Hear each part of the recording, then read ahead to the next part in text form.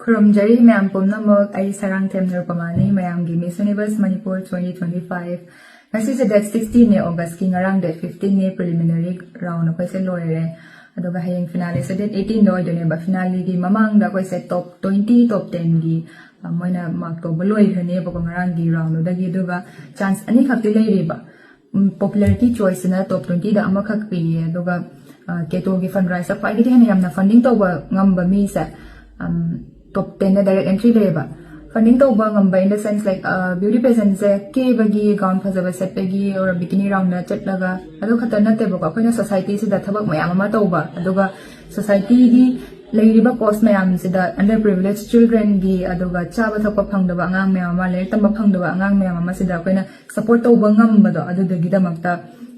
direct top 10 the entry ama khak chance pi bane ba sigi hari ba koina fundraiser organization da or hari ba kanam ta xyz ama da chat ka da banate ba keto hari ba foundation je si je underprivileged children mayam ama ge tamba phangda ba chaba thakpa phangda ba angang mayam ama si ja sida koina support to bagi da makta fundraiser to bane ba ko aduna mayam gi minungshina aduga support tawraga sa la inga si fawa support ko aduna lupa amatang oraga sa lupa tara oraga sa lupa kunoraga sa mayam gi support to yam aina kokona ni Jerry aduga aina nga sa sige platform na thoi si so mayam gi support na nushibana ngamjabadi na so haijage aduga fundraise ki da makta mayam na limit lore na comment yam thingne ba do scanner ama khak swai da tho alam ge aduda mayam na angam ngamba mateng pangbiyo na haijage thank you